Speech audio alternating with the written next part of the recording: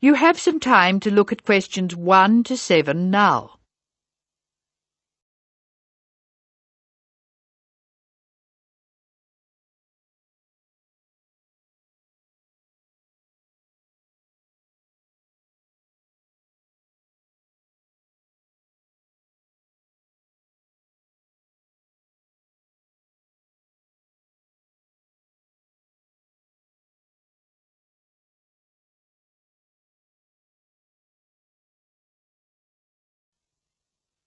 Now we shall begin. You should answer the questions as you listen, because you will not hear the recording a second time.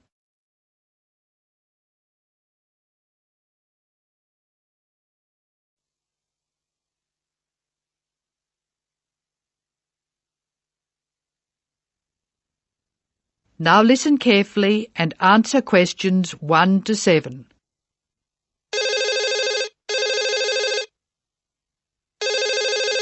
Hello, Megan speaking. Hello, Megan. Hello, Ken. I'm glad you called. Thomas asked me to give you his telephone number. Is that his office number or his home number? I can give you both. His new home number is 9452-3456. Would you like his office number? I think I have it. Does 97314322 sound right? That's it. But the home number is 9452-3456. He moved in last week. Good. I've got that. Now, what would you like to do? Well, I'd like to go dancing, but Jane's hurt her ankle, so she'd rather not. That's a pity.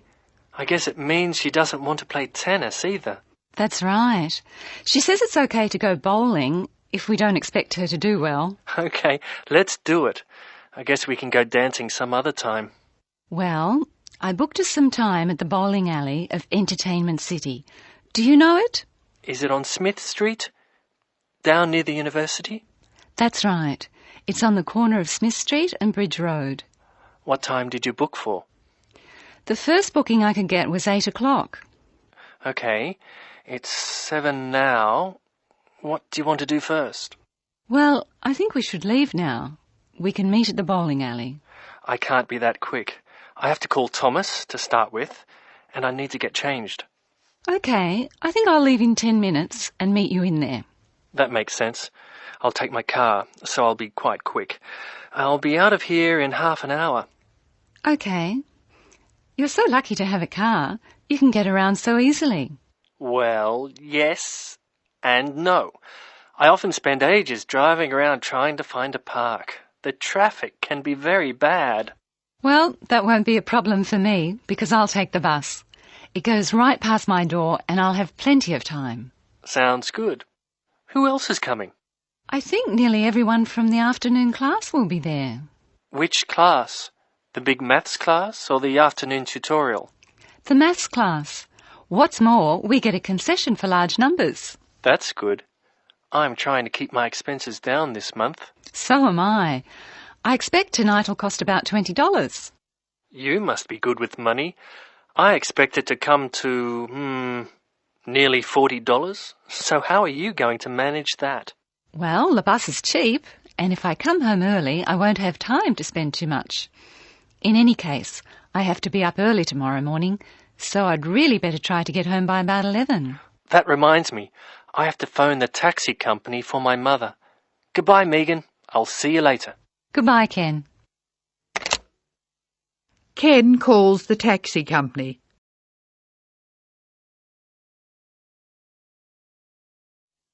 First, look at questions 8 and 9.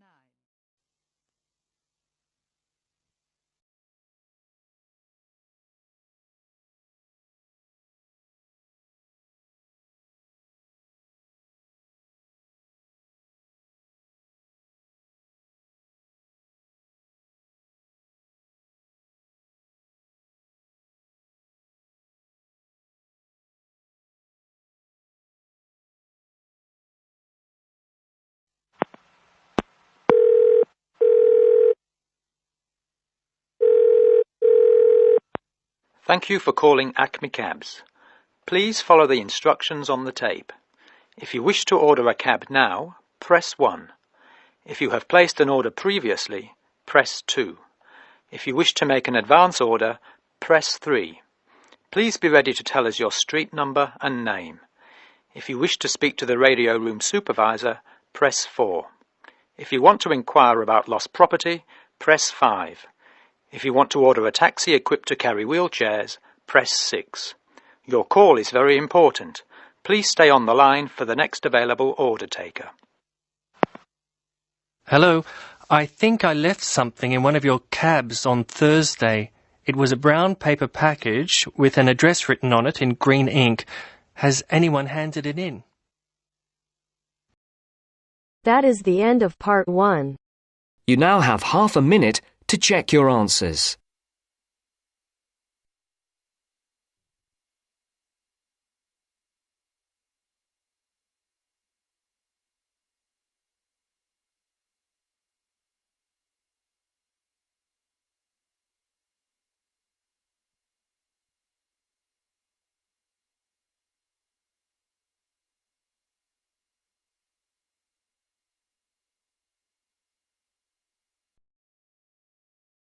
Now turns to part 2.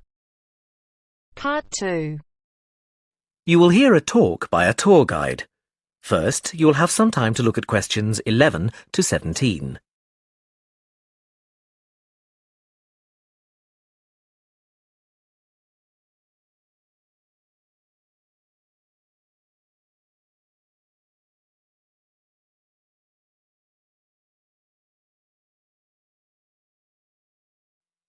Now listen carefully and answer questions 11 to 17. Welcome to San Fernando City Tours. I'm Mark, your tour guide. We have a lot to see in 3 hours, so make sure you're comfortable. We'll be traveling into the historical district first, and then into the town center. After that, it's out to the harbor, and we'll finish up at the lighthouse, just past the harbor. That will take us up to midday, and after that, you're free to do what you want. At the lighthouse, you'll have a chance to visit the tea room and take photographs of the magnificent coastline. Now, as we have only 3 hours, we won't be able to take you around the shopping district, but we think you'd prefer to look around the shops there in your own time anyway. San Fernando has some well-known tourist attractions, the lighthouse, for example, and the National Library. However, the little-known military museum is not to be missed. Be sure to visit before you leave. Now, there's a lot to do in San Fernando. Indeed, there really is something for everyone. For those who love the water, I can recommend a trip on the Seafarer, one of the most famous boats on the San Fernando River. It does an evening trip with a 3-course meal included. It's great fun for everyone, but especially for young people in their teens or 20s. After 9, there's a disco on the boat, and it gets really lively. Then there's a climbing wall near the town center.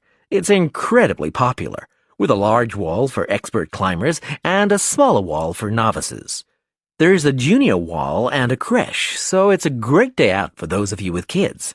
And if you like walking, there's some great walking tours. The City Sights tour is highly recommended, as is the walking tour by the coast. But that one's only for the fit, not really suitable for children or the elderly. For more mature people, or those less able to get around, I would suggest a tour around the vineyards. It can be done in the luxury of a coach, and it's a wonderful way to explore the region's wines. Before you hear the rest of the talk, you have some time to look at questions 18 to 20.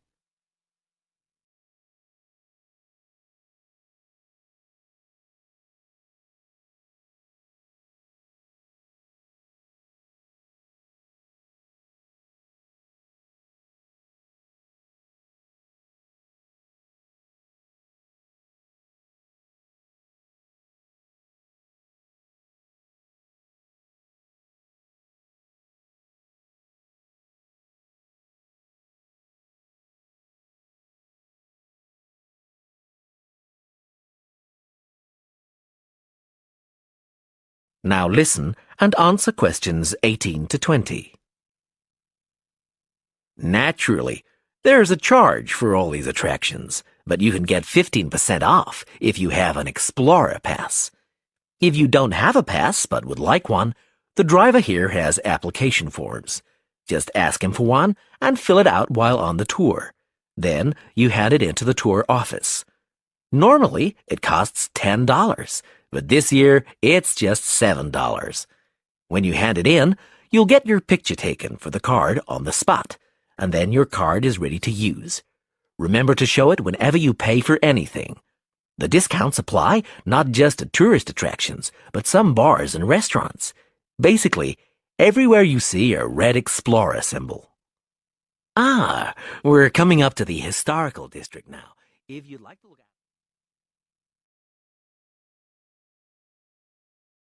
That is the end of part 2. You now have half a minute to check your answers.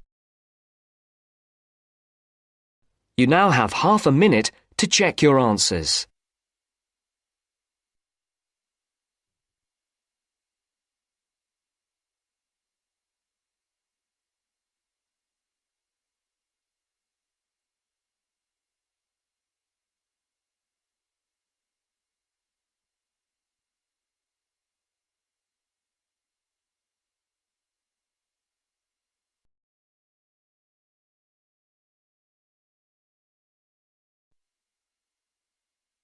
Now turns to part 3. Part 3. You will hear a radio program in which the speakers discuss the importance of looking after old people in winter. First, you have some time to look at questions 21 to 24.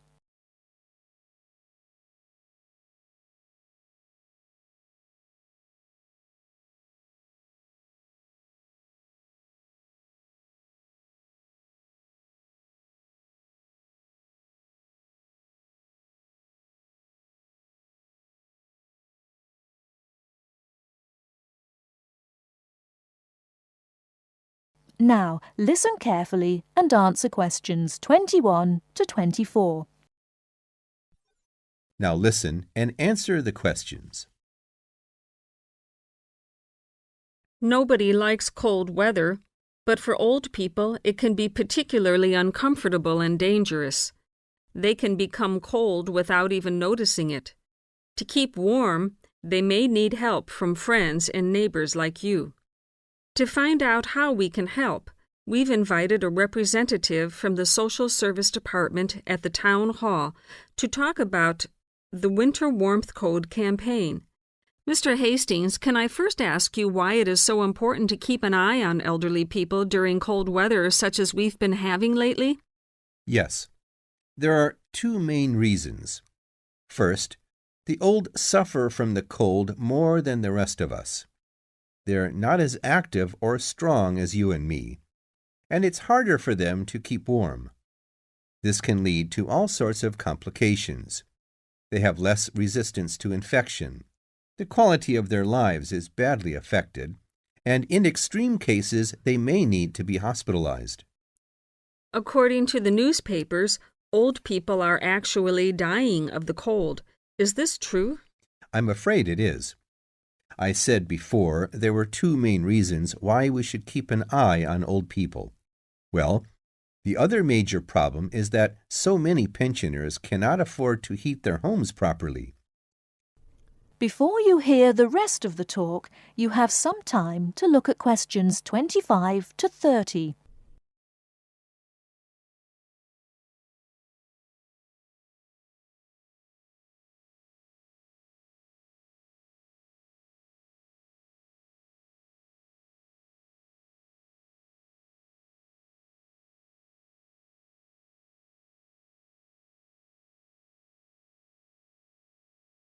Now listen and answer questions 25 to 30.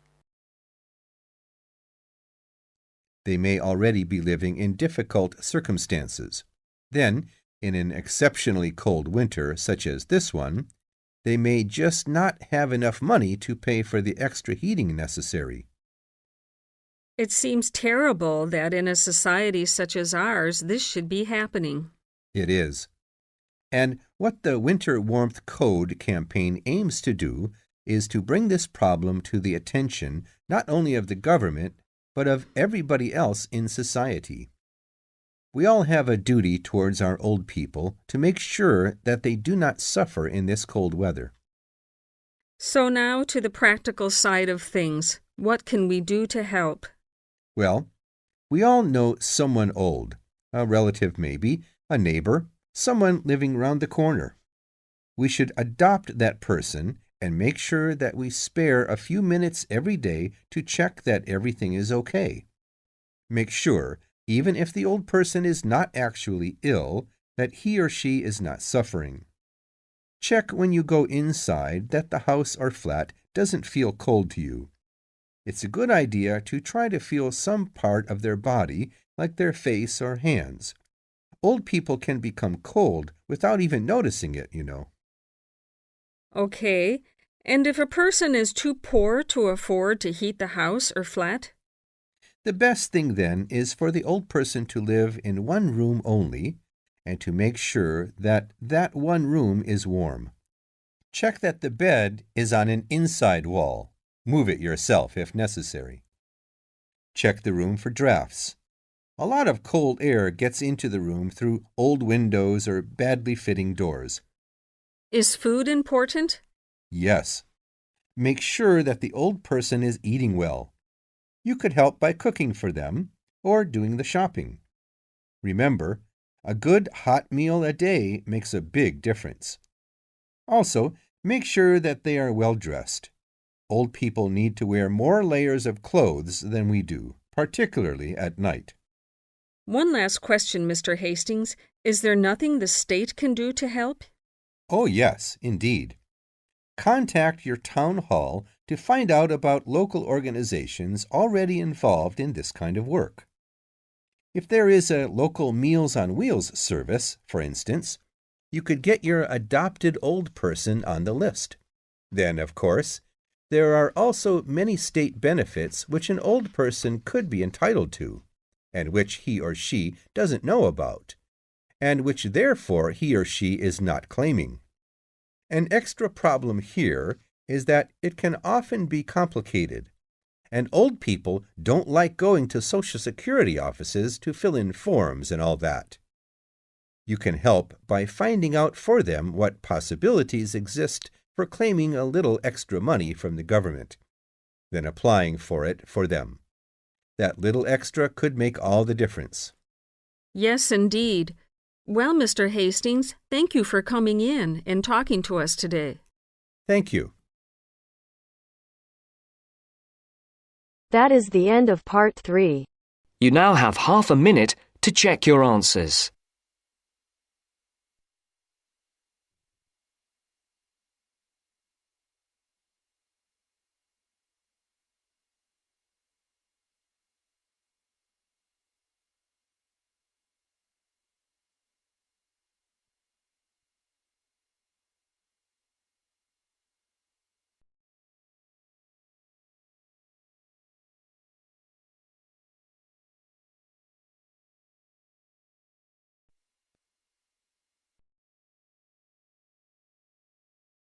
Now turns to part 4. Part 4. You will hear a media studies tutor giving a lecture about news sources. You now have 30 seconds to read questions 31 to 35.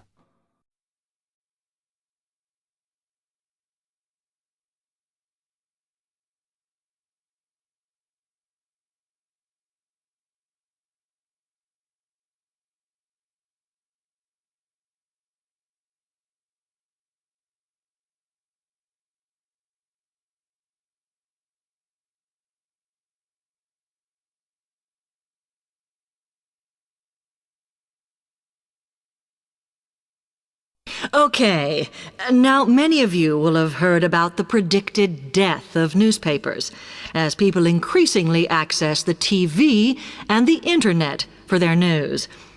Today, I want to look at the USA, which has very advanced news sources, to see if this is actually true. In the USA, the main news sources without doubt are TV, the Internet, and the press. That is, traditional newspapers.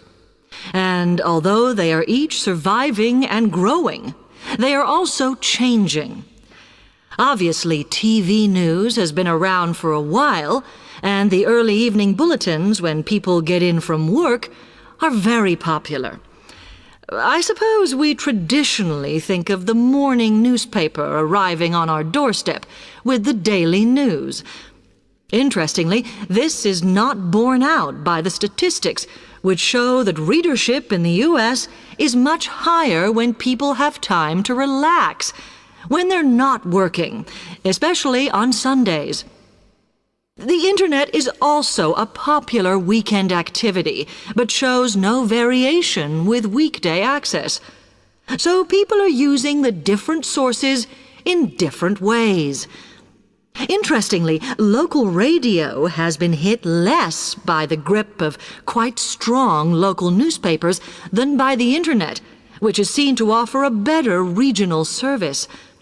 But just because the Internet is seen as the new force in news media does not mean it is dominant. Television has, of course, been global for a while. But now technological changes, which have fueled the rise of online news, have also allowed newspapers to print and distribute editions across the world. In fact, Internet news, which is seen as the big competitor for traditional markets, does not offer that much variety. Often, the sources are the online versions of the newspapers, whereas television, in order to offer something different, has had to come up with a much more mixed bag of reporting, from hard news to light reports on celebrity events. Another issue is reliability. The Internet is virtually unregulated, so anything can be reported there, whether true or not. Journalists on newspapers have fought a long, hard battle to fight intervention and to retain the freedom of the press. Television, however, is seen as critical to political power and has become subject to harsh controls about what it can or cannot say. You now have 30 seconds to read questions 36 to 40.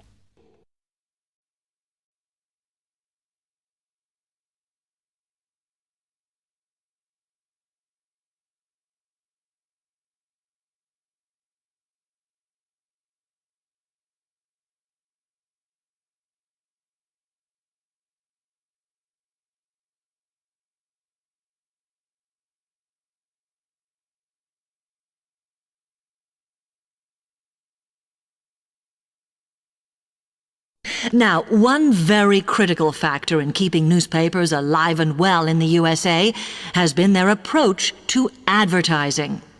Obviously, newspapers are heavily dependent on advertising revenue, and they have become more and more imaginative in what they offer, in order to make sure that advertisers use them and not other news sources.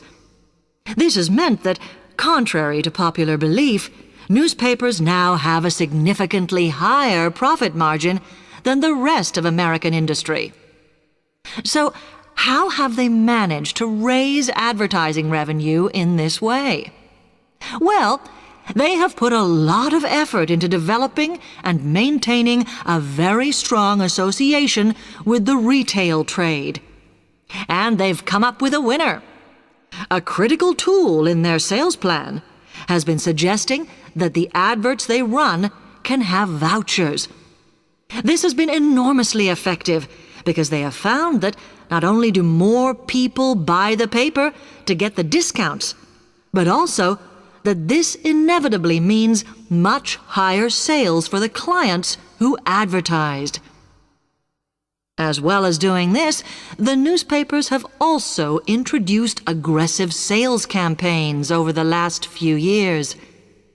This has resulted in a significant and continuing rise in the number of advertisers prepared to pay the extra for full-page ads. So, what I would like to move on to...